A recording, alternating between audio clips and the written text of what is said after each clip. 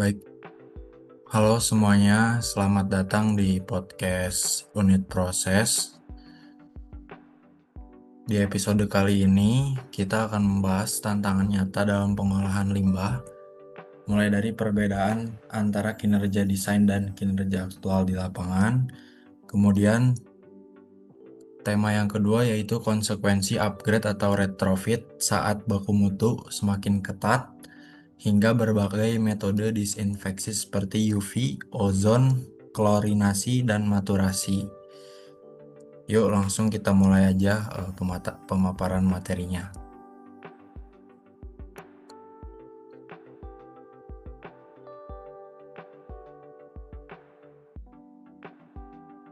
Baik, untuk dua tema topik yang pertama itu ada kaitannya ya mengenai regulasi yang berlaku sebelumnya. Jadi untuk tema tema pertama dan kedua itu perlu ada kaitannya terkait regulasi dari Permen LH nomor 11 tahun 2025 yang baru saja terbit kemarin. Nah, pertama kita bahas dulu mengenai perbedaan baku mutu sebelumnya, yaitu Permen LH nomor 68 tahun 2016 dan setelah diperbarui menjadi Permen LH nomor 11 tahun 2025. Jadi dalam era industrialisasi dan urbanisasi yang semakin pesat, pengelolaan limbah menjadi salah satu isu krusial ya teman-teman dalam upaya pelindungan lingkungan dan kesehatan masyarakat. Instalasi pengolahan limbah, baik limbah domestik maupun limbah industri, itu sudah dirancang berdasarkan standar dan kriteria teknis untuk mencapai kinerja tertentu yang diharapkan sesuai aturan baku mutu yang berlaku. Namun, dalam implementasi di lapangan sering terlihat adanya ketimpangan signifikan antara kinerja aktual pengolahan limbah dengan kinerja yang sudah dirancang sebelumnya pada tahap desain. Misalnya, banyak instalasi pengolahan air limbah atau IPAL yang secara desain mampu menurunkan parameter pencemar tertentu hingga memenuhi standar baku mutunya. Tetapi pada operasional nyata sering sekali terjadi gagal mencapai efisiensi tersebut karena berbagai faktor, misalnya fluktuasi karakteristik limbah yang masuk itu kan berbeda-beda. Kemudian ada variasi beban juga atau keterbatasan operasional dan pemeliharaan daripada satu IPAL tersebut. Fenomena ketidaksesuaian ini antara kinerja desain dan aktual tidak hanya berdampak pada kualitas lingkungan yang tetap terancam oleh pencemaran limbah, tetapi juga menyebabkan pemborosan sumber daya, kemudian ada peningkatan biaya operasional, serta tantangan dalam pencapaian tujuan pembangunan berkelanjutan terkait sanitasi dan lingkungan yang bersih. Nah, kemudian saya akan membahas mengenai apa sih sebenarnya yang diatur pada peraturan terdahulu, yaitu pada Permen LHK nomor 68 tahun 2016. Jadi pada regulasi ini itu penilaian pengolahan limbah lebih menitik beratkan pada hasil uji sesaat yang memenuhi baku mutu. Sehingga selama angka parameternya lolos, misalnya COD, BOD-nya itu sudah masuk atau sudah memenuhi baku mutu, sistem IPAL dianggap layak. Namun dalam praktiknya pendekatan ini sering menutupi kondisi atau faktanya bahwa kinerja pengolahan tidak stabil secara operasional.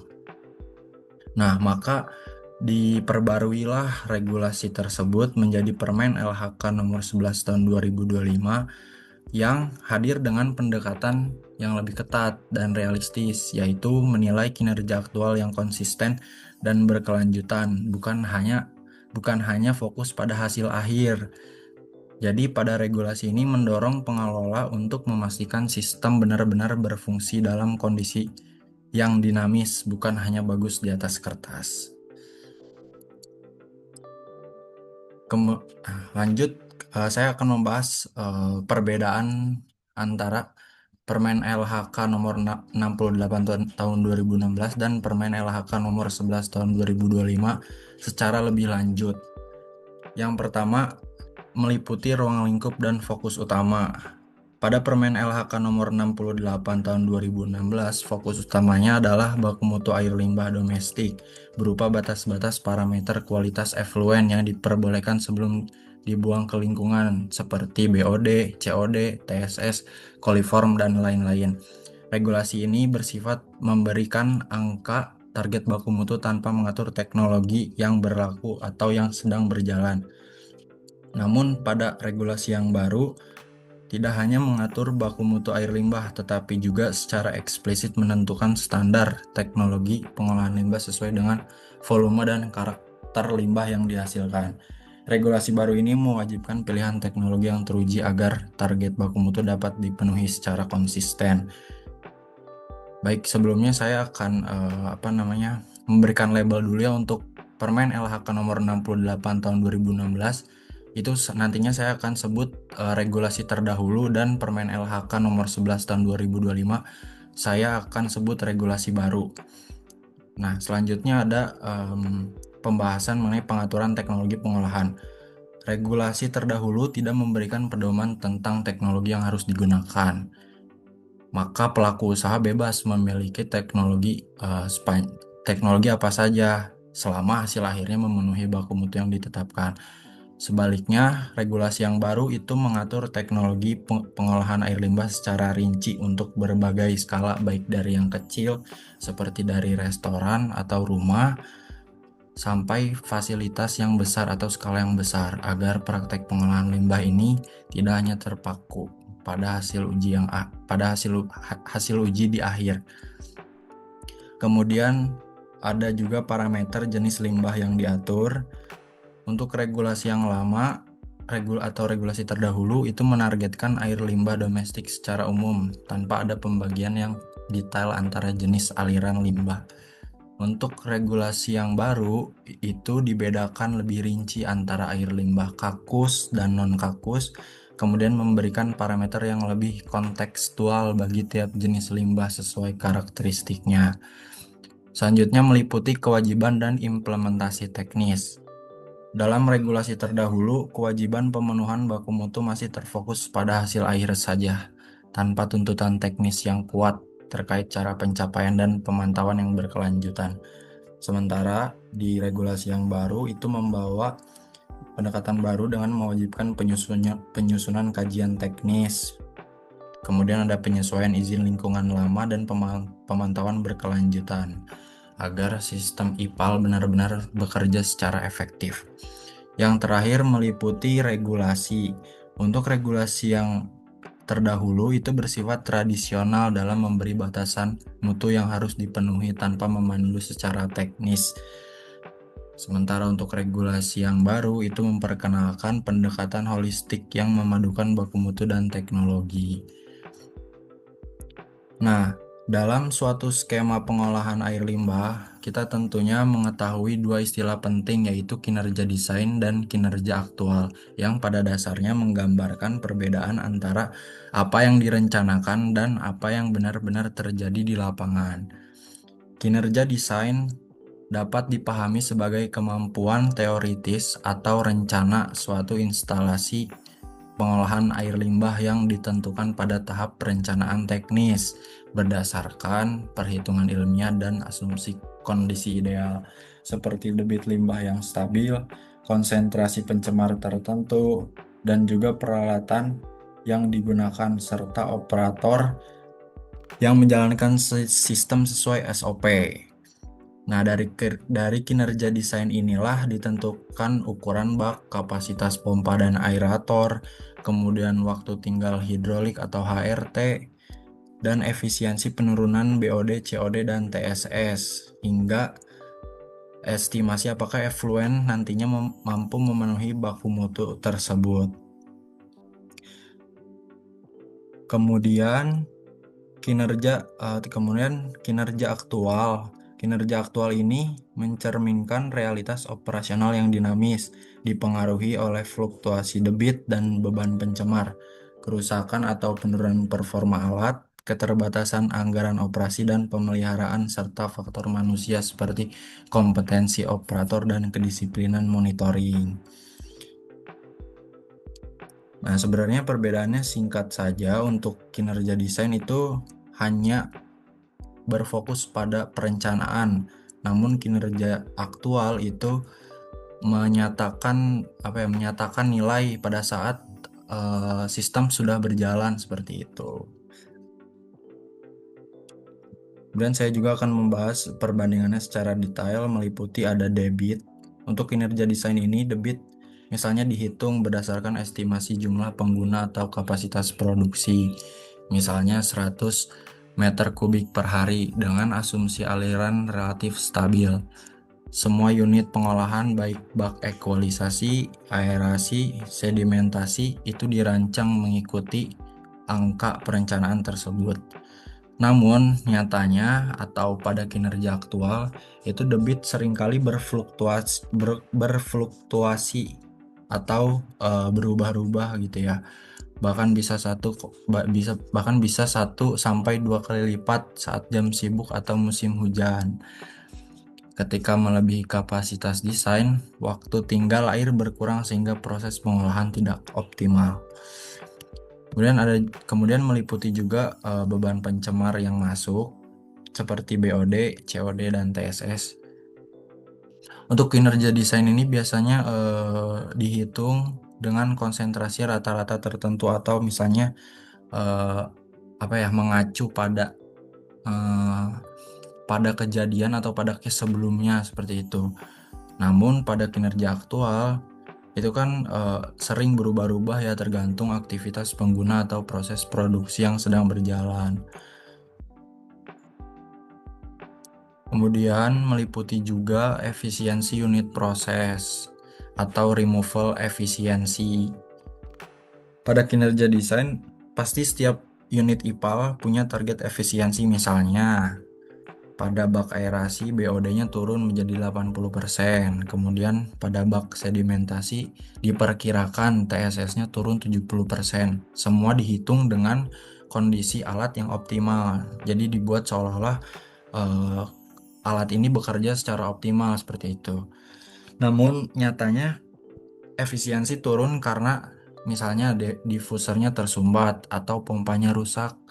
Kemudian bisa juga lumpur tidak dibuang atau aerator dimatikan untuk hemat listrik. Akibatnya proses biologis atau fisik tidak berjalan sebagaimana yang telah direncanakan pada kinerja desain. Kemudian saya bahas juga mengenai HRT atau Hydraulic Retention Time atau waktu tinggal hidrolik. Misalnya didesain selama 6-8 jam supaya proses biologisnya itu berlangsung optimal. Namun nyatanya debit meningkat atau volume bak berkurang karena adanya lumpur yang menumpuk. Maka waktu tinggal menjadi lebih singkat. Kemudian mikroorganisme juga masih belum sempat untuk menguraikan pencemar sehingga kualitas effluent yang keluar itu menurun. Kemudian ada parameter terakhir seperti operasi dan pemeliharaan atau O dan M. Misalnya kita buat pada kinerja desain ini hanya asumsi, misalnya operator yang menjalankan atau operator yang bertanggung jawab daripada IPAL tersebut itu sudah terlatih. Kemudian operator melakukan SOP yang berlaku, kemudian dilakukan perawatan rutin dan monitoring berkala. Namun nyatanya bisa jadi operatornya masih kurang kompeten di bidangnya. Kemudian alatnya juga jarang dirawat, samplingnya tidak rutin, dan pengoperasiannya itu asal. Jadi maksudnya asal, tidak dimonitor, tidak dipantau misalnya per berapa waktu seperti itu. Akibatnya performa sistem ya jauh dari target desain awal. Nah, kesimpulannya sebenarnya kinerja desain itu seperti rencana terbaik di atas kertas, sementara kinerja aktual adalah kenyataan di lapangan. Dalam konteks regulasi yang baru atau regulasi Permen LHK nomor 11 tahun 2025, yang dipertanggungjawabkan itu bukan lagi seberapa bagus desainnya, tetapi apakah sistem benar-benar mampu menjaga kualitas effluent secara konsisten. Baik, sekiranya itu yang dapat saya paparkan.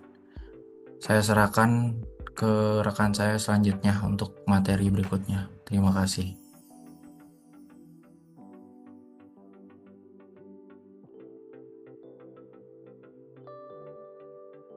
Lanjut dari Mas Ardian ya, masih bahas soal tentang perbedaan kinerja aktual dan kinerja desain. Nah, saya akan membahas tentang permasalahan yang menyebabkan perbedaan antara kinerja desain dan kinerja aktual.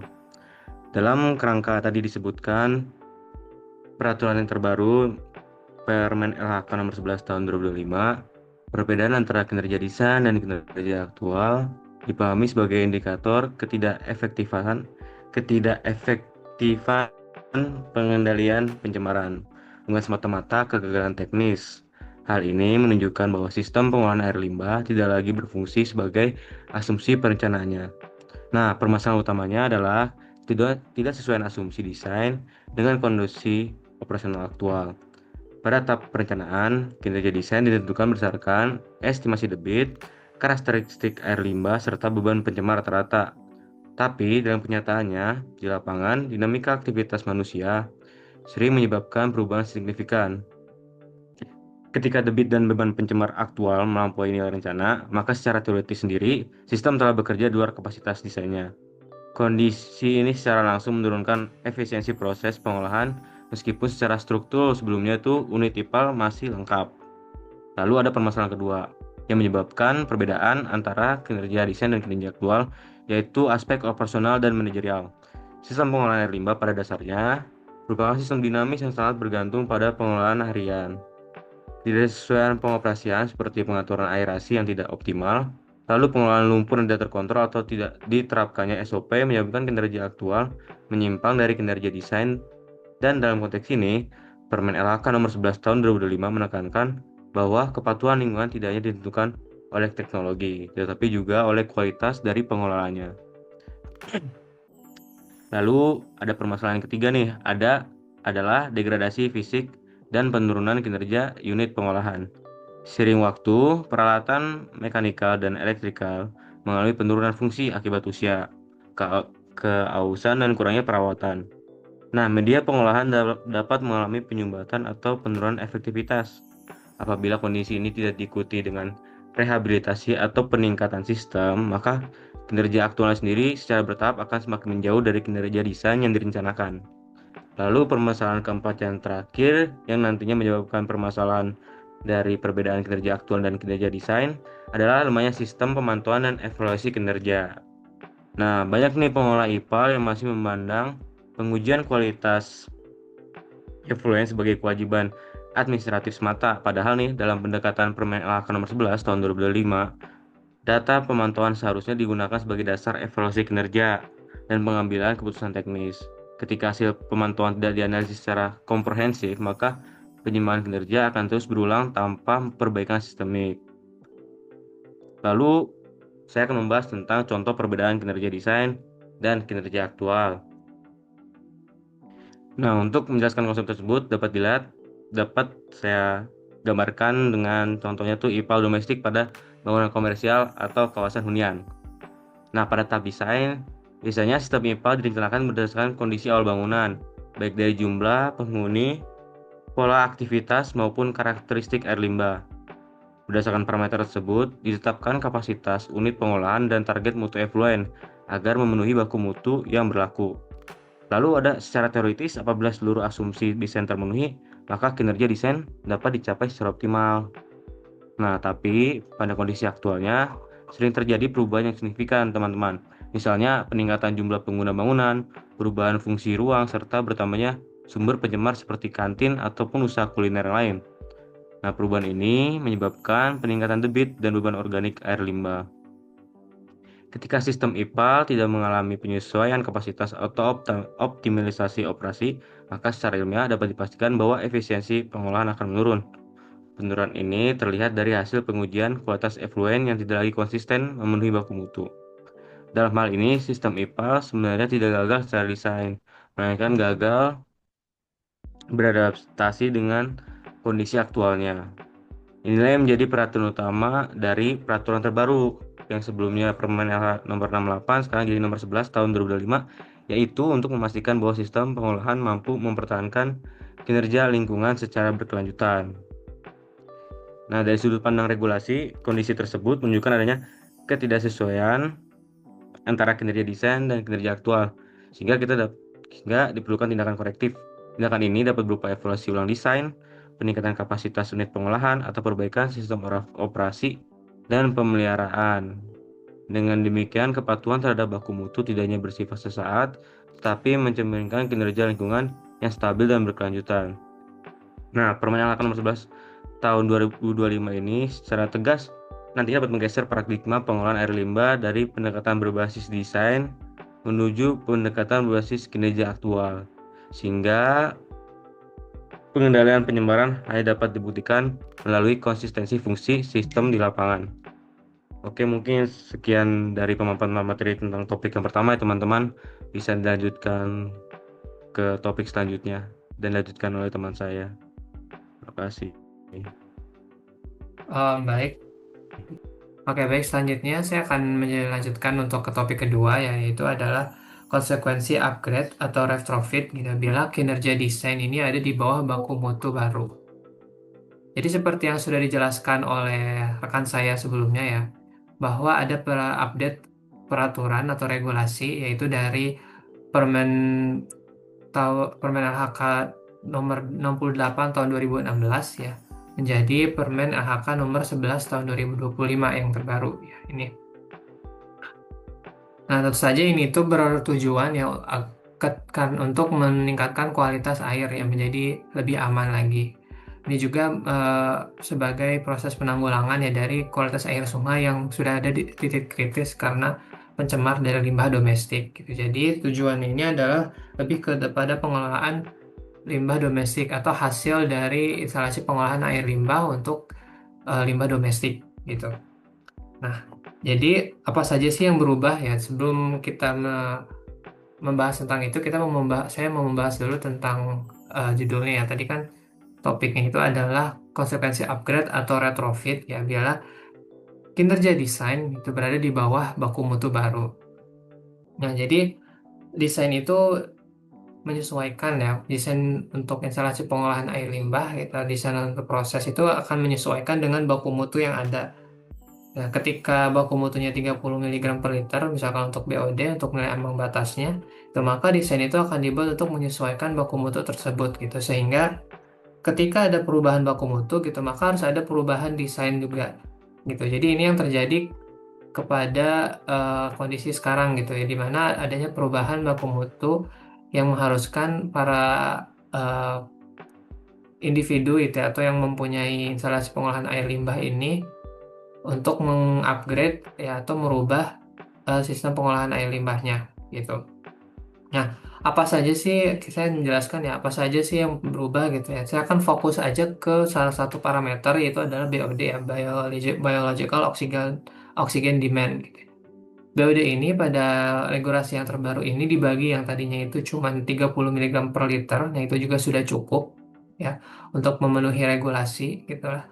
Gitu ya dari effluent IPAL domestik. Jadi sekarang itu dipecah lagi ya menjadi beberapa peruntukan gitu ya. Untuk peruntukan yang dibuang ke drainase gitu atau irigasi itu berada di 12 mg per liter untuk nilai ambang batasnya.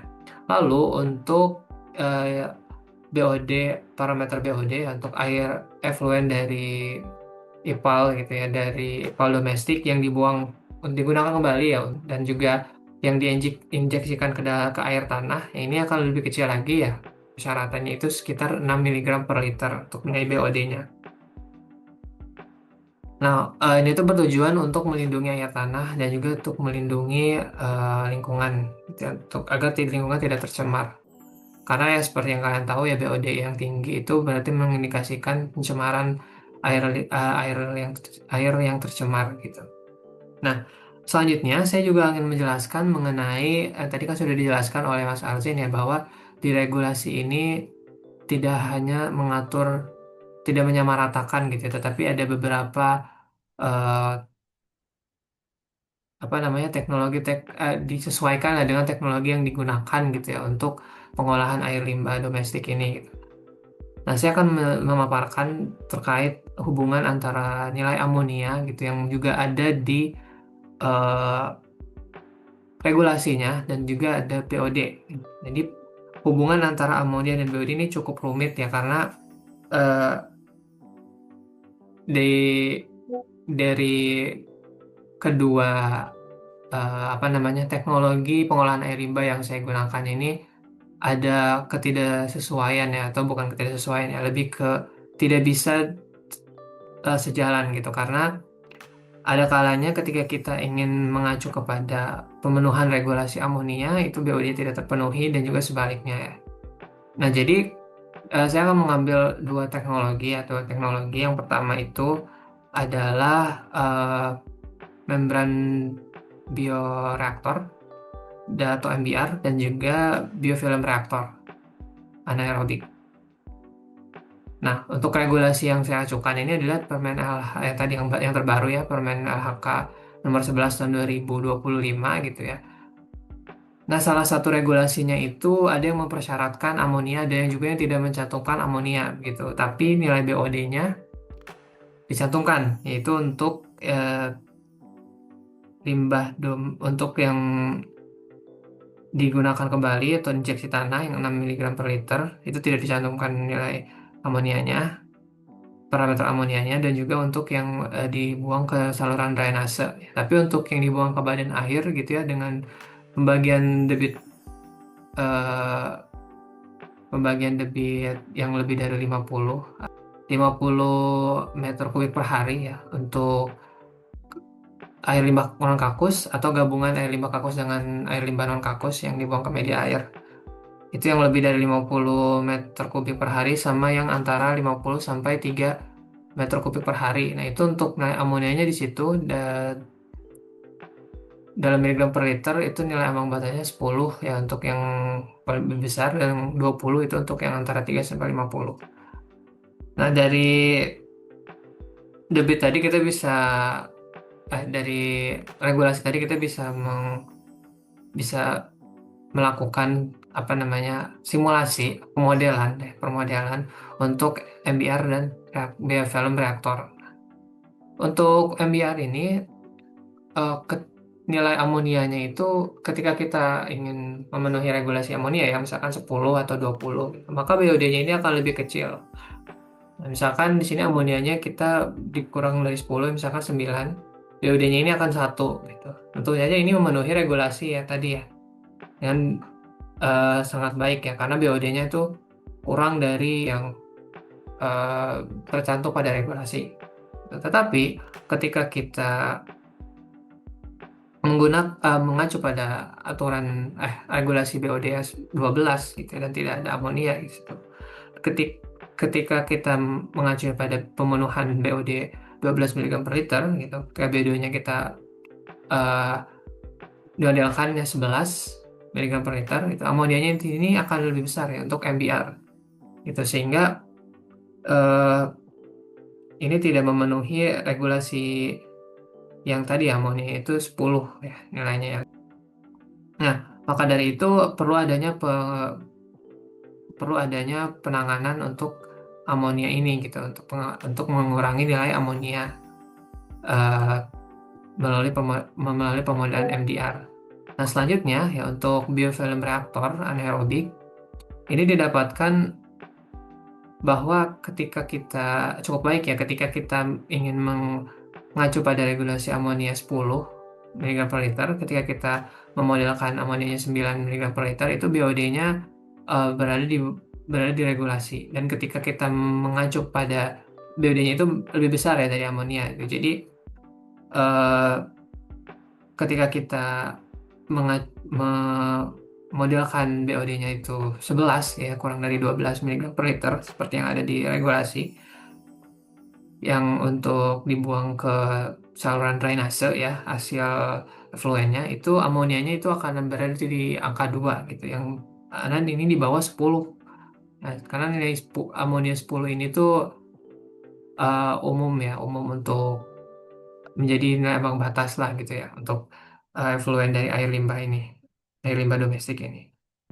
Maka itu tentu saja biofilm reaktor ini eh, lebih baik ya dalam memenuhi regulasi mau BOD yang 30 ataupun nilai BOD yang 12 mg per liter gitu, atau yang juga yang 6 miligram 6 mg per liter seperti itu. Namun ketika kita menggunakan MBR gitu ya, amonianya ini perlu dilakukan pengolahan yang lebih intensif gitu ya untuk mengurangi nilai amonianya gitu. Nah, baiklah, selanjutnya eh, saya mau menjelaskan tentang tantangan yang dihadapi ketika yang diakibatkan karena adanya perubahan regulasi ini ya. Jadi tantangan terbesarnya ini adalah karena 90% dari IPAL yang sekarang digunakan di Indonesia itu eh, umumnya adalah anaerobik gitu ya, tanpa oksigen, dan kondisi kolamnya yang dangkal gitu. Yang menjadi masalah ini adalah kolam anaerobik ini tidak mampu untuk memenuhi regulasi yang tadi ya, regulasi yang BOD yang lebih rendah ya dari 30, misalkan 12 atau mungkin 6 gitu, yang ini dibuang langsung digunakan kembali ya, diinjeksikan ke air tanah, dan juga yang dibuang ke saluran drainase seperti itu.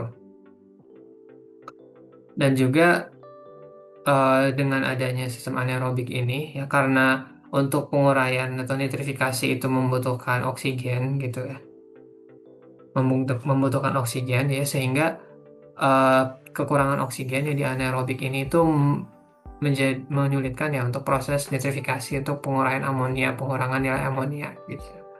Yang selanjutnya juga ya, ini ada ada tambahan di mana pada beberapa IPAL itu ditempatkan di daerah basement yang sudah tidak mungkin lagi ya untuk adanya penambahan, atau diperlukan pembongkaran ya untuk menambah kolam atau unit proses pengolahan limbah gitu ya. Sehingga dilakukan ini adalah retrofitting atau penggunaan teknologi yang ditambahkan ya pada reaktor ataupun pengolahan yang sudah ada seperti itu. Ya, solusi retrofit yang bisa saya sarankan ini ada dua. Yang pertama yang MBBR, Moving Bed Biofilm Reactor. Ini menambahkan media plastik atau carriers ke dalam tangki aerasi, di mana media ini menjadi rumah bagi mikrobanya, dan jadi dia tidak ikut hanyut ya, tidak ikut hanyut. Efisiensinya ini cukup bagus, sekitar 80-95% untuk penyisihan BOD. Dia juga mudah diaplikasikan, dan hanya butuh ini ya, filter untuk menyaring medianya gitu agar tidak ikut hanyut. Dan selanjutnya juga ada MBR, Membrane Bioreactor ya, yang tadi sudah dilakukan contoh pemodelannya gitu. Ini tuh seperti membran filtrasi ya, membran filtrasi biasa, membran filtrasi yang bisa punya efisiensi tinggi ya, 98% untuk di BOD. Jadi air ini dialirkan melalui filter yang dengan pori-pori yang kecil. Kekurangannya ini ya tentu saja filter yang pori-pori yang kecil itu mahal ya, dan uh, dia juga butuh perawatan yang super mahal dan rutin untuk membersihkan filternya tadi ya. Seperti itu. Nah, selanjutnya saya juga ingin menambahkan lagi untuk solusi retrofit bagi penanganan amonia tadi ya. Kan tadi amonia sudah karena tadi ada perubahan regulasi gitu kan ya, maka nilai amonia ini dihapuskan dari tabel gitu kan. Jadi hanya ada nilai BOD. Nah, untuk beberapa teknologi yang bisa digunakan itu, misalkan MBR gitu ya, itu nilai amonianya melalui pemodelan itu masih tetap tinggi gitu. Jadi perlu adanya pengolahan yang lebih intensif untuk amonia. Nah, salah satu cara untuk meningkatkan proses pengolahan amonia ini ya, penurunan amonia ini adalah dengan nitrifikasi. Nah, agar nitrifikasinya berjalan lebih sempurna, ini digunakan aerasi menggunakan fan bubble diffuser. Jadi menggunakan gelembung-gelembung kecil gitu ya,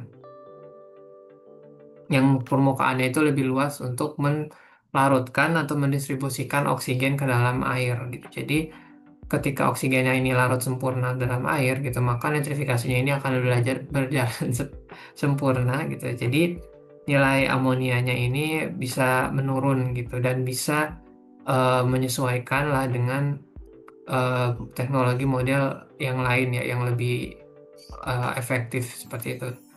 Sehingga pada akhirnya nilai regulasi BOD yang rendah gitu ya, yang tadi 12 mg per liter, 6 mg per liter ini ambang batasnya yang rendah itu bisa punya kualitas air yang tidak bau karena amonia tadi gitu ya. Jadi dan aman lah untuk digunakan kembali untuk penyiraman tanaman gitu ya, untuk diinjeksikan kembali ke dalam tanah, dan juga bisa juga untuk langsung menuju ke drainase perkotaan gitu ya, sehingga tidak mencemari lingkungan dan tidak mengurangi kenyamanan lingkungan karena baunya tadi ya.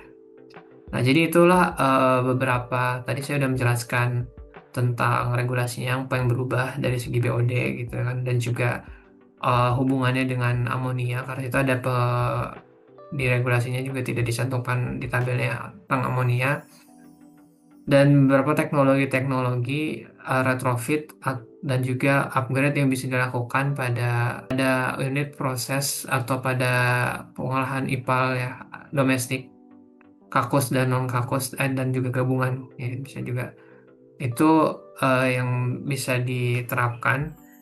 Nah, selanjutnya untuk konsekuensinya itu dari upgrade tersebut dari segi biaya dan lain-lain itu akan dijelaskan oleh teman saya. Persilahkan. Baik, terima kasih. Maka dari penjelasan tadi, kita dapat menyimpulkan bahwa sekarang IPAL itu tidak hanya sebagai saluran atau instalasi pengolahan air limbah saja, melainkan mesin untuk merubah air yang kotor menjadi air bersih. Kenapa? Karena banyak sekali sekarang perusahaan-perusahaan atau gedung-gedung besar yang merubah air limbah menjadi air yang bisa dipakai kembali, atau dengan nama air biasanya reuse ya, berarti kita menggunakan kembali water reuse, menggunakan air IPAL kembali untuk menjadi air yang digunakan biasanya untuk menyiram tanaman di sekitar, sehingga gedung-gedung atau perusahaan-perusahaan tidak perlu memerlukan adanya keran tambahan untuk menyirapi tumbuhan-tumbuhan yang berada di sekitar. Bagaimana solusinya? Jadi di IPAL tersebut ada namanya tertiary treatment. Tertiary treatment ini pengolahan lanjutan ketika air limbah sudah diolah. Dia bentuknya adalah seperti filter. Nah, filternya ini seperti jika kita ibaratkan minuman yang disaring, nah nanti dia akan meninggalkan ampas. Nah, sehingga air yang dikeluarkan itu hasilnya sangat bening dan bebas dari kuman, karena salah satu teknologi tertiary treatment yang bisa digunakan itu tadi adalah MBR, membran bioreaktor ya. Nah, target BOD-nya untuk digunakan adalah 6 mg per liter, sehingga aman untuk digunakan baik itu menyiram tanaman maupun sebagai air bilasan di toilet. Namun jika kita menggunakan sistem yang seperti itu, sistem yang canggih, maka harus ada yang kita korbankan, yaitu biaya sistem yang canggih memerlukan biaya yang besar ya,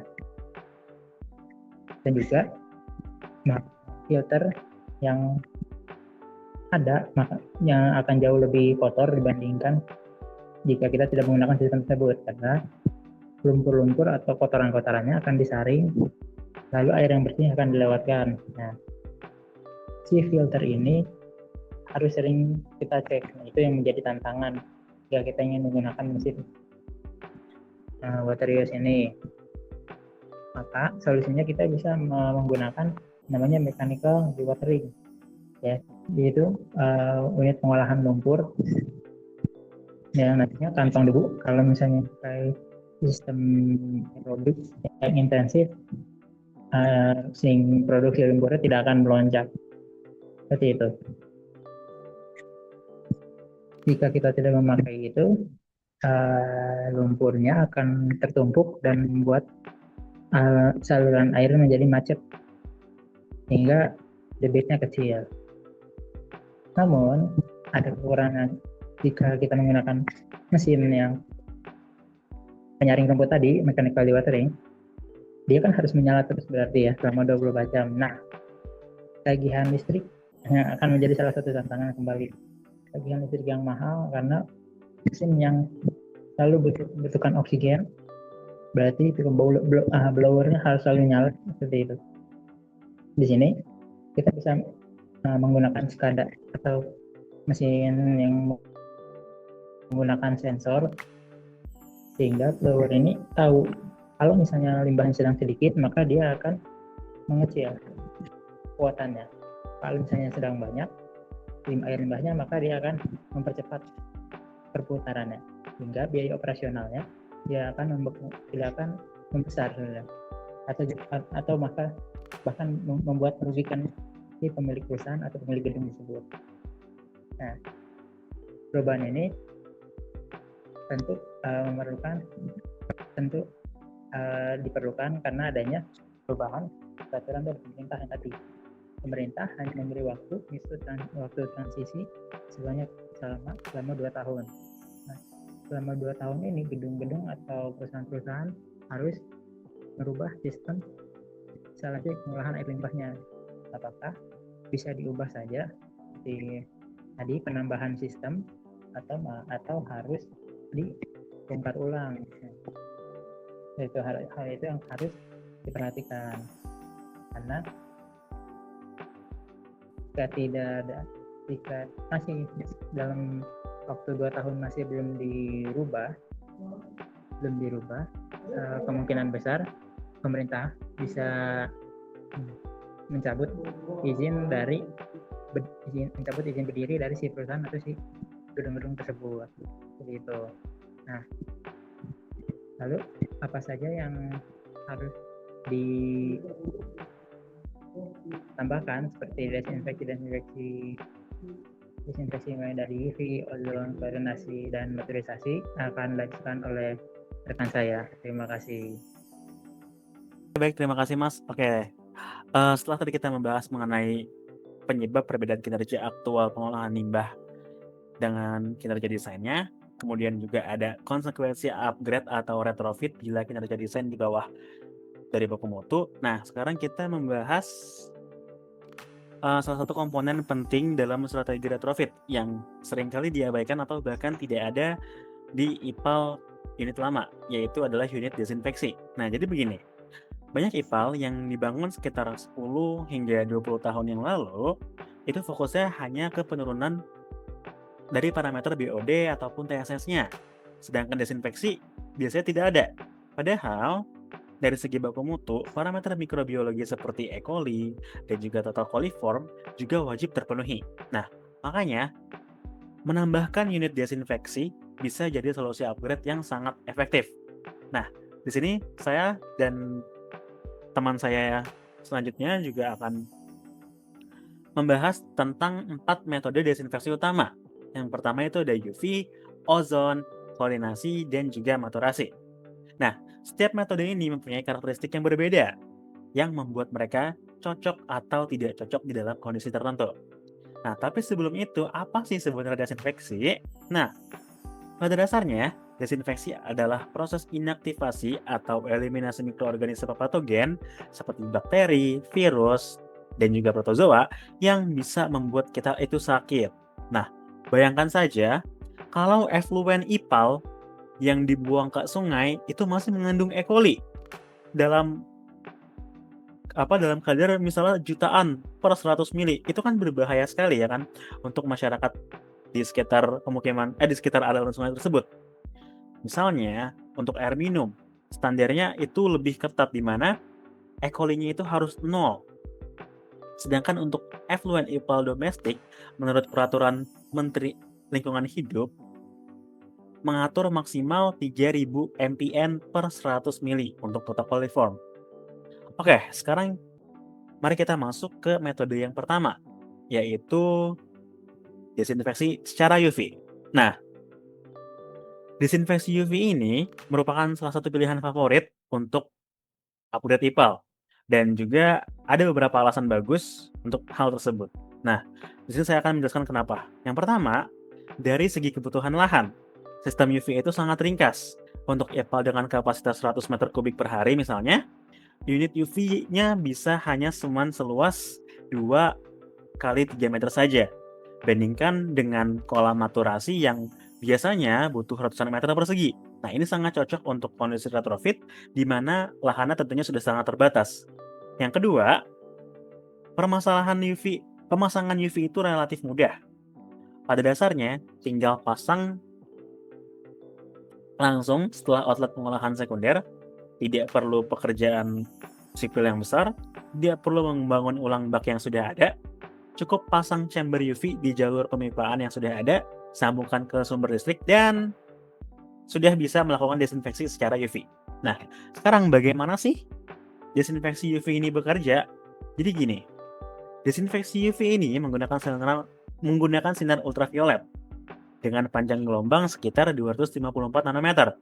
Nah, ini masuk ke dalam kategori UVC yang bersifat germicidal atau pembunuh kuman. Nah, sinar UV ini bekerja dengan cara menembus mikroorganisme dan merusak DNA atau RNA mereka. Khususnya, energi UV ini bisa menyerang basa timin di DNA, menyebabkan terbentuknya dimer-timin yang mencegah replikasi DNA yang besar.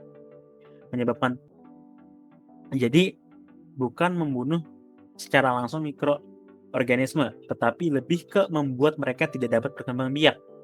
Mikroorganisme jadinya tidak bisa bereplikasi dan akhirnya mereka mati.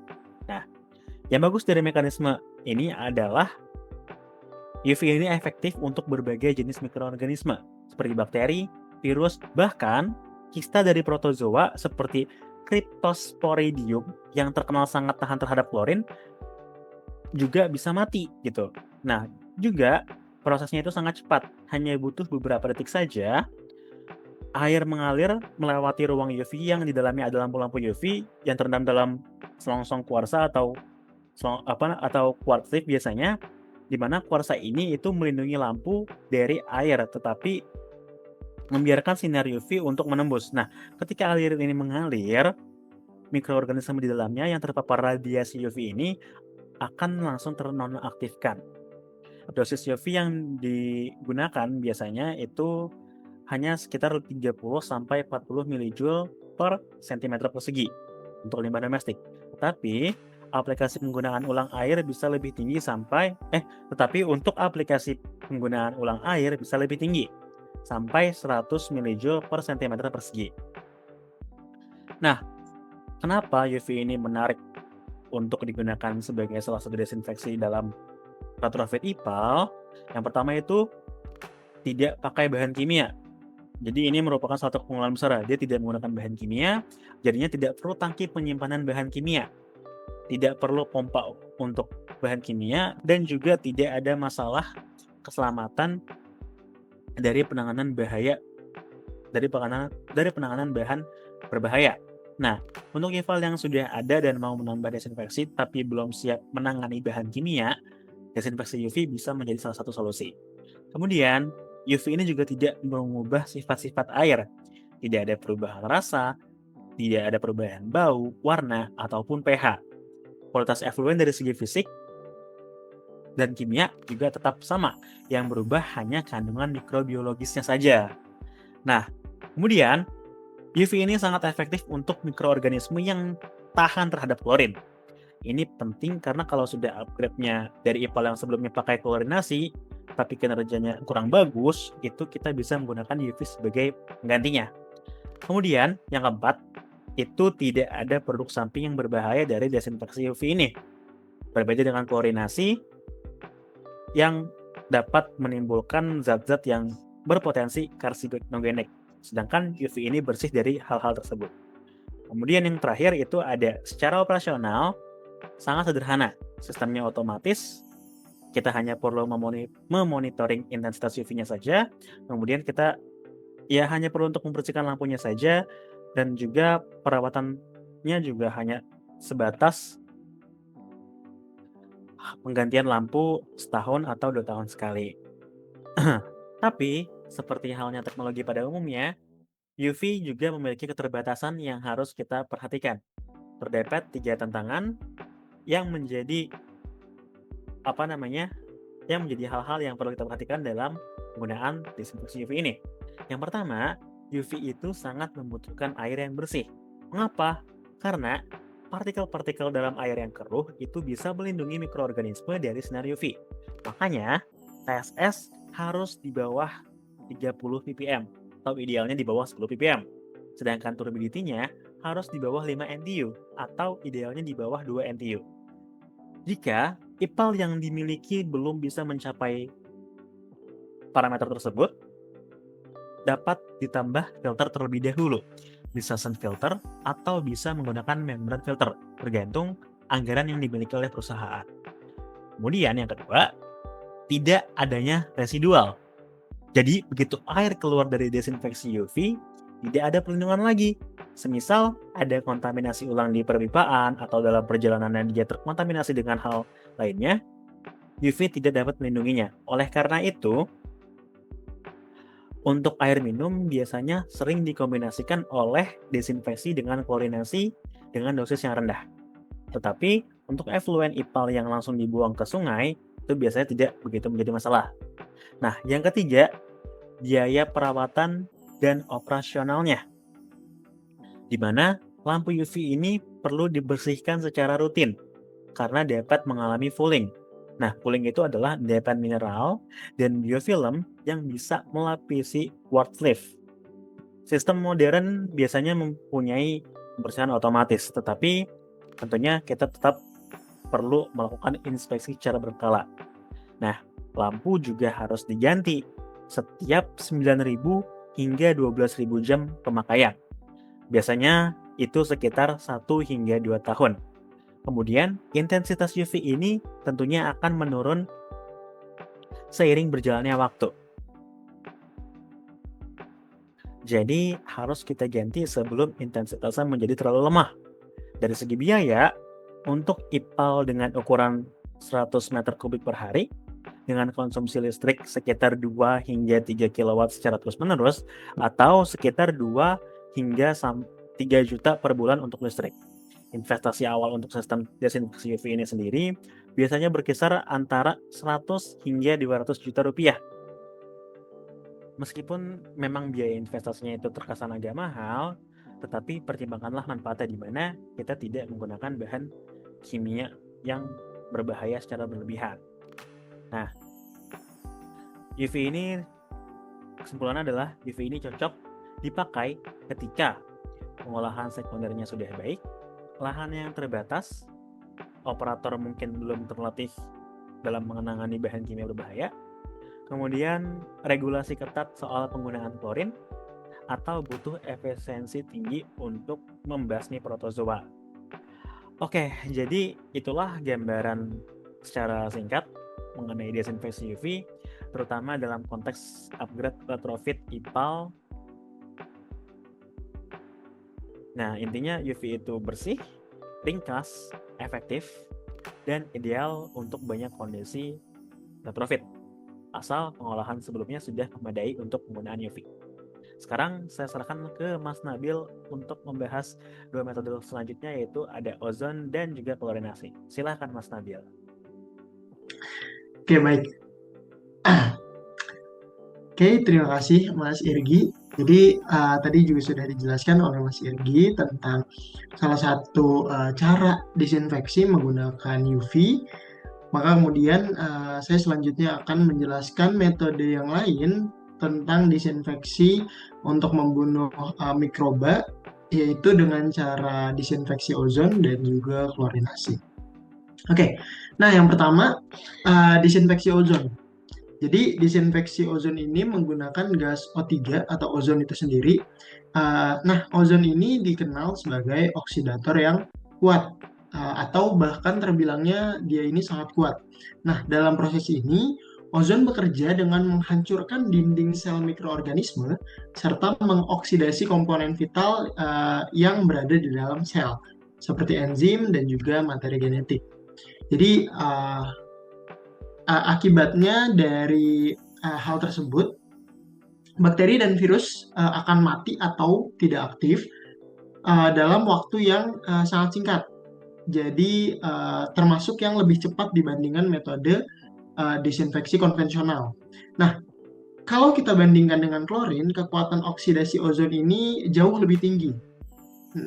Maka dari itu, penggunaan ozon ini tidak hanya membunuh bakteri patogen, namun juga dapat memberikan manfaat tambahan dalam peningkatan kualitas air. Nah, apa sih yang meningkat dalam kualitas air tersebut? Nah, yang pertama, dalam disinfeksi ozon ini dapat menghilangkan bau yang tidak sedap dalam air. Kemudian warna air yang kotor pun akan terkurang gitu. Jadi mengurangi warna air yang terbentuk gitu. Kemudian senyawa-senyawa organik yang sulit terurai di dalam air itu akan teroksidasi karena si ozon ini. Jadi untuk disinfeksi ozon ini termasuk yang sangat efektif pada air limbah ataupun air baku dengan kualitas yang kompleks dan juga beragam. Nah, kemudian ozon pun untuk menggunakan disinfeksi ozon ini memiliki beberapa keunggulan, yaitu pertama, tadi sudah dijelaskan juga, membunuh berbagai jenis mikroorganisme dengan sangat efektif, kemudian tidak meninggalkan residu kimia, termasuk residu kimia berbahaya di dalam air, kemudian juga meningkatkan kualitas air dan juga visualitas air. Tapi di balik keunggulan ozon ini pun terdapat kekurangan. Nah, kekurangannya yang pertama, dia lebih mahal dalam hal biaya operasional dan juga instalasi di awal. Kemudian pengolahannya yang memang lebih kompleks. Nah, kemudian juga ozon ini dia sifatnya tidak stabil dan juga mudah terurai. Jadi ozon ini tidak dapat digunakan dalam waktu yang lama. Jadi nggak bisa disimpan lah istilahnya. Jadi harus diproduksi secara langsung di lokasi pengolahan, sehingga dalam penggunaan disinfeksi ozon ini kita memerlukan generator khusus. Jadi dengan sistem kontrol yang ketat, juga pengamanan yang baik. Nah, jadi biasanya metode ini biasanya diterapin di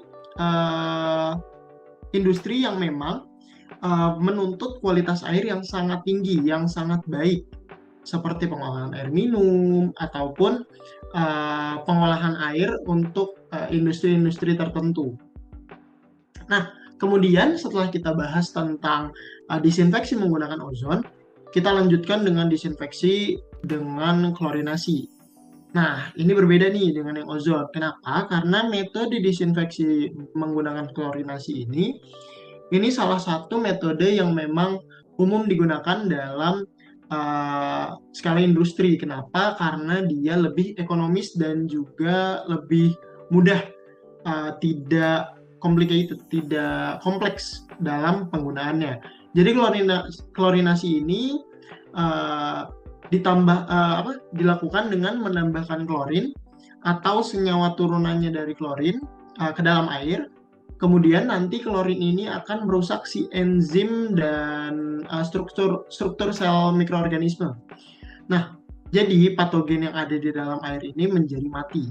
Nah, metode ini pula sudah banyak digunakan karena memang termasuk juga efektivitasnya yang cukup tinggi dan pengoperasiannya ini yang sangat sederhana. Jadi dalam penggunaan disinfeksi secara menggunakan klorin ini ada kelebihan yang memang dilihat oleh penggunanya. Yang pertama, biaya pengolahannya relatif lebih murah. Kemudian mudah dioperasikan dan diaplikasikan dalam penggunaannya. Kemudian efektif, dia ini efektif terhadap berbagai jenis bakteri patogen. Kemudian dia memberikan efek residu di mana efek residu ini berguna untuk melindungi si air selama proses disinfeksi. Jadi selama distribusi air menggunakan disinfeksi ini, maka kontaminasi yang dihasilkan itu akan terminimalisirkan. Tapi dalam penggunaan klorin ini pun memiliki beberapa kekurangan, di mana dia akan membentuk senyawa berbahaya jika bereaksi dengan bahan organik. Jadi apabila air tersebut bercampur dengan bahan organik, dia akan membentuk senyawa lain yang memang malah menjadi berbahaya. Lalu kemudian ini berbeda dengan ozon, di mana ozon itu tidak menghilangkan bau, tapi kalau klorin ini memiliki bau yang menyengat. Kemudian apabila dosisnya tidak dikontrol dengan baik, ini akan berpotensi sangat tinggi. Kenapa? Karena kalau dosis klorin ini terlalu rendah, patogen ini tidak akan mati secara optimal. Namun, jika dosisnya juga yang terlalu tinggi, dia akan beracun. Efeknya akan beracun dan malah membahayakan bagi lingkungan juga kesehatan manusia. Nah, maka oleh karena itu dalam retrofit IPAL ini sistem klorinasi itu harus dilengkapi dengan dosis yang tepat agar dalam penggunaan disinfeksi klorinasi ini tetap aman, efektif, dan juga sesuai dengan baku mutu yang sesuai dan yang sudah ditetapkan oleh pemerintah. Gitu kurang lebih. Nah, kemudian selanjutnya akan dibahas juga pendekatan yang lebih alami tentang maturasi yang akan dijelaskan oleh Mas Rido. Terima kasih.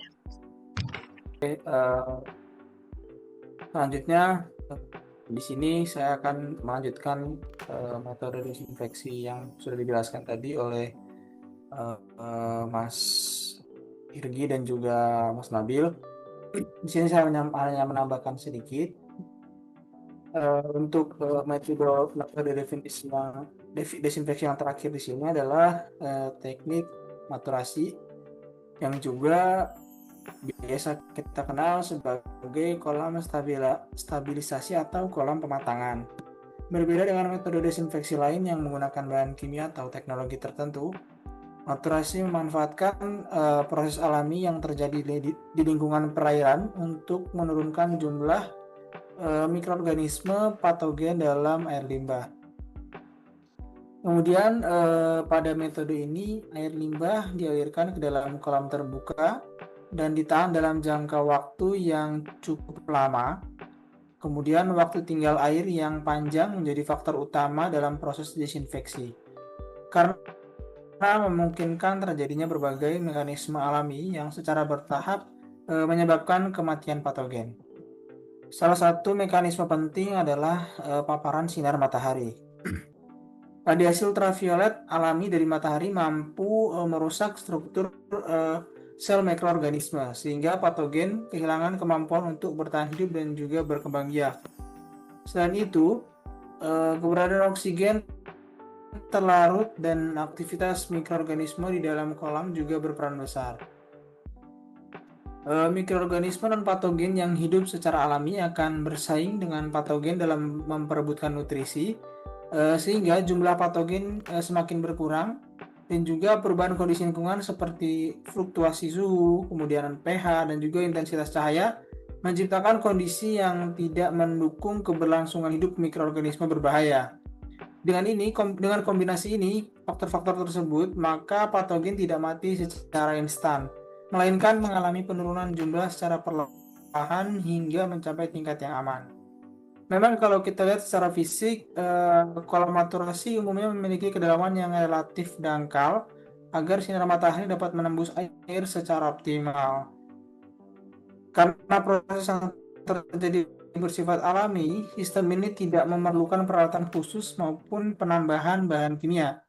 Hal inilah yang menjadikan metode maturasi sebagai salah satu metode desinfeksi yang bisa dibilang biayanya paling rendah gitu. Selain itu, maturasi juga tergolong ramah lingkungan karena tidak menghasilkan residu kimia atau produk samping berbahaya yang dapat mencemari lingkungan sekitar, kurang lebih seperti itu. Lalu kalau kita membicarakan keunggulan lain dari metode ini, mungkin adalah kemudahan dalam pengoperasian dan pemeliharaan. Sistem kolam stabilisasi ini tidak membutuhkan tenaga kerja dengan keahlian teknis tinggi dan juga relatif stabil dalam jangka yang lumayan panjang gitu. Oleh karena itu, maturasi ini sering dianggap sebagai metode desinfeksi yang berkelanjutan, terutama untuk daerah dengan keterbatasan sumber daya dan juga energi, seperti itu. Namun demikian, metode maturasi ini juga memiliki sejumlah keterbatasan. Salah satu kelemahan utama adalah kebutuhan lahan yang bisa dibilang sangat luas. Untuk mencapai waktu tinggal air yang cukup lama, kolam memiliki ukuran yang besar sehingga metode ini kurang cocok diterapkan di wilayah perkotaan dengan keterbatasan lahan. Selain itu, proses desinfeksi melalui maturasi ini berlangsung relatif lama jika dibandingkan dengan metode desinfeksi yang modern gitu. Efektivitasnya juga dapat menurun pada sistem dengan debit air yang sangat besar, serta sangat dipengaruhi oleh kondisi iklim, terutama intensitas sinar matahari dan juga suhu lingkungan. Oleh karena itu, menurut saya metode maturasi ini lebih sesuai diterapkan di daerah perdesaan atau wilayah yang masih memiliki ketersediaan lahan yang lumayan luas. Dengan debit air limbah yang tidak terlalu besar, dalam kondisi tersebut, maturasi dapat menjadi solusi desinfeksi yang efektif, kemudian juga ekonomis, dan juga ramah terhadap lingkungan. Jika kita bandingkan secara umum dengan metode desinfeksi yang lain, masing-masing metode memiliki karakteristik yang berbeda. Desinfeksi menggunakan sinar ultraviolet bekerja dengan sangat cepat dan tidak meninggalkan residu, tapi membutuhkan biaya investasi yang cukup tinggi serta kualitas air yang relatif jernih gitu. Untuk ozon merupakan metode yang sangat efektif dalam membunuh mikroorganisme dan mengoksidasi senyawa organik. Namun sistemnya kompleks, juga dari segi biaya sangat mahal dan juga memerlukan pengendalian operasional yang ketat. Lalu untuk klorinasi sendiri merupakan metode yang paling banyak digunakan karena dari segi biaya bisa dikatakan murah dan juga praktis, tetapi dia memiliki resiko pembentukan produk samping berbahaya serta potensi dampak kesehatan dan juga lingkungan apabila dosisnya tidak dikontrol dengan baik. Sementara itu, maturasi ini menempatkan posisi sebagai metode desinfeksi yang paling sederhana dan alami, karena dari segi biaya bisa dikatakan rendah dan mudah dioperasikan, tetapi membutuhkan lahan yang cukup luas dan waktu proses yang cukup lama. Dengan demikian, tidak ada satu metode desinfeksi yang dapat dianggap paling unggul untuk semua kondisi. Menurut saya, pemilihan teknologi desinfeksi ini harus disesuaikan dengan kondisi dan kualitas air yang akan diolah, kemudian kapasitas sistem pengolahan dan juga ketersediaan biaya, serta tujuan akhir penggunaan air hasil olahan. Dengan pertimbangan tersebut, buat saya sistem desinfeksi yang dipilih dapat bekerja secara efektif, kemudian efisien dan berkelanjutan sesuai dengan kebutuhan. Mungkin kurang lebih segitu dari saya kembalikan ke rekan saya. Oke, baik. Terima kasih Mas Rido atas pemaparan materinya. Sangat menambah insight sekali ya untuk teman-teman di rumah. Ini mengenai tadi yang sudah dibahas juga sama rekan-rekan yang lain, mulai dari penyebab perbedaan kinerja aktual dan kinerja desain pada satu skema sistem IPAL. Kemudian kita juga membahas terkait regulasi yang berlaku, pembaruan regulasi, kemudian lanjut kepada pembahasan mengenai tadi retrofit dan juga ozon ya teman-teman. Ya mungkin ini merupakan penutup sekaligus akhir daripada podcast kita pada kesempatan kali ini. Saya Harzain mewakili teman-teman semua mengucapkan permohonan maaf apabila dari kami ada kekurangan, dan semoga materi yang sudah disampaikan sama rekan-rekan dapat bermanfaat bagi teman-teman semua. Sekian dari kami. Terima kasih.